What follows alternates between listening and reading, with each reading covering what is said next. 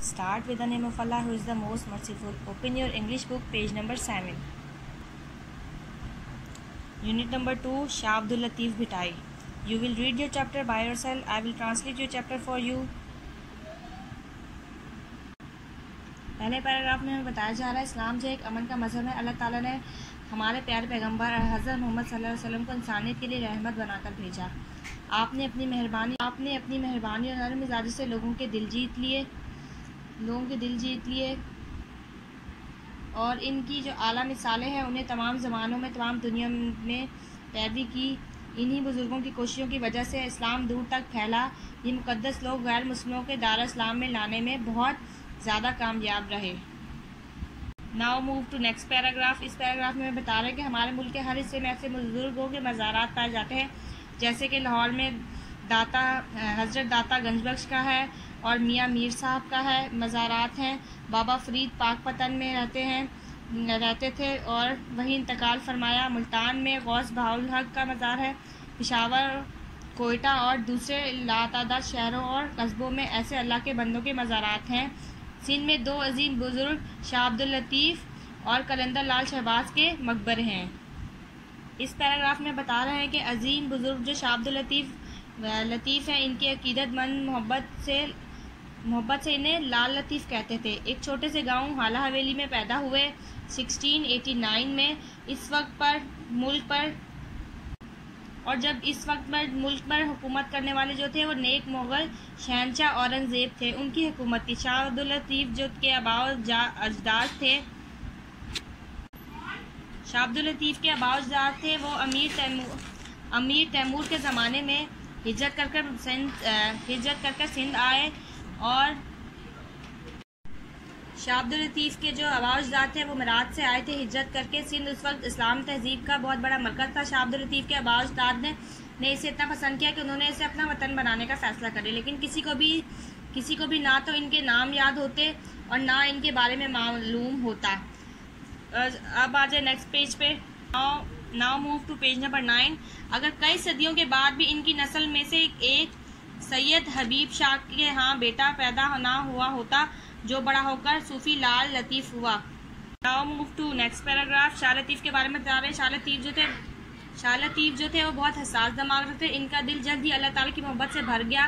फितरत की खूबसूरती से ने आपके एहसासात को तेज़ी से उभारा। जबकि आप लड़के ही थे, आपने नज़में लिखना शुरू कर दी। आपने इल्म हासिल करने के बहुत शौकीन थे। आप बड़े होकर अरबी और फ़ारसी के बड़े आलिम भी हुए। जब आप 20 साल के थे तो आपकी शरीफ और अच्छी खातून से शादी हो गई। आप अपनी बीवी से बहुत ज़्यादा हुस्ने सलूक से पेश आते थे और कई सालों तक घर पर रहे। ताहम आपका दिल ज़्यादा से ज़्यादा मज़हब और इबादत की तरफ राग़िब होता गया और आप आम घरेलू ज़िंदगी गुजारने में बेचैनी महसूस करने लगे। अब आ जाए नेक्स्ट पैराग्राफ की तरफ। जब आपके वालिद का इंतकाल हो गया तो शाह अब्दुल लतीफ़ अपना घर छोड़ के इस पैराग्राफ में बता रहे हैं कि जब आपके वालिद का इंतकाल हो गया, शाह अब्दुल लतीफ़ ने अपना घर छोड़ दिया और अपने गांव से कुछ फासले पर एक टीले पर रहने लगे। रेत के टीले को सिडनी में भिट कहते हैं। इस हकीकत की बिना पर इन्होंने अपनी बाकी ज़िंदगी इसी टीले पर गुजारी। शाह अब्दुल लतीफ़ भट्ट के बुजुर्ग के नाम से मशहूर हो गए।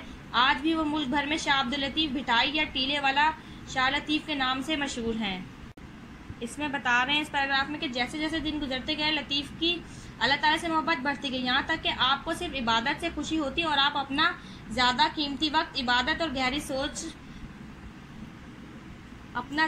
वक्त जो होता है इबादत और गहरी सोच और विचार में गुजारते। आपकी रूहानी ताकत इबादत और रियाजत से बढ़ती गई, यहाँ तक कि आप लोगों के जानिब मतवज्जा होना शुरू है। जो कोई भी आपके पास आता तो वो आपके शरीफाना तरीकों से बहुत ज़्यादा मुतासिर होता और आपकी अकीदतमंद और इसी तरह आपके हुस्न सलूक की वजह से आपके जो अकीदतमंद थे वो दिन ब दिन बढ़ते चले गए। इस टीले के करीब ही जिस पर लाल लतीफ़ रहने के लिए आए थे एक कुदरती झील है। आपकी शायराना फितरत खामोशी माहौल को पसंद करती थी। आप अपना ज़्यादातर वक्त इस झील के किनारे बैठकर गुजारते थे। जैसे आप वहाँ बैठते आप अल्लाह ताला की इबादत करते और बाज़ औक़ात इसकी तारीफ़ में शेर कहते हैं। Now move to next page number 10। Paragraph number 1 इसमें बता रहे हैं कि शाह लतीफ़ जो थे ना, वो ना सिर्फ एक बुजुर्ग और शायर थे बल्कि एक मौसीकार भी थे और मौसीकी में बड़ा सुकून मिलता था इनको। इन फ़न के आपकी महारत ने इन्हें इस काबिल बना दिया कि इस मुश्किल वक्त में मौसीकी को बहुत सी इस्लाहात और तब्दीलियाँ की। हर चीज़ की तरह आपको मौसीकी और मौसीकी के आलात में भी सादगी पसंद थी। आप इस ख्याल से मुत्तफिक नहीं थे कि मौसीकी को मुश्किल होना चाहिए, इसलिए आपने इसे सादा बनाया। आपने मौसीकी का एक सादा सा आला भी ईजाद किया, इसे तंबोरा के नाम से याद किया जाता है। उसी तरह एक आला था जिसे अरब इस्तेमाल करते थे, लेकिन तारों की तादाद मुख्तलिफ थी। आज तंबूरा पूरे सिंध में मशहूर है। बूढ़े जवान इसे बजाते हैं और इसके सादा और मुतासिर कुन धुनों पर शाह अब्दुल लतीफ़ के गीत गाते हैं। अब आते हैं नेक्स्ट पैराग्राफ में। जो शाह अब्दुल लतीफ़ थे ना, इसी टीले पर वफ़ात पाई जहां वो रहते थे। उनकी वफ़ात की जो डेथ की डेट है, वो उनकी वफ़ात की डेट जो है वो 1752 है और उन्हें वहीं टीले पर ही दफन किया। सिंध के मशहूर बादशाह गुलाम शाह कल्होड़ो ने आपको इतनी ज़्यादा अकीदत थी। अब आते हैं इस पैराग्राफ में। इसमें बता रहे हैं कि शाह अब्दुल लतीफ़ बिठाई उनकी वफ़ात 1752 में हुई थी और सिंध के जो मशहूर बादशाह गुलाम शाह कल्होड़ो थे, उन्हें आपसे इतनी अकीदत थी कि उन्होंने आपकी कब्र पर मकबरा तामीर कराया। शाह लतीफ़ के अकीदतमंदों ने आपकी नज़मों को इकट्ठा किया और उनका एक मजमुआ शाह लतीफ़ का रिसाला कहलाया जाता है, वो शाया करवाया। आप अवाम के शायर थे, इसलिए आपने आम आदमी की ज़बान में नज़में लिखी। आपकी नज़मों का मजमुआ इतना कीमती था कि उन्हें कई ज़बानों में तर्जमा हो चुका है। लतीफ़ की शायरी एक बड़ी खसूसियत इसकी सादगी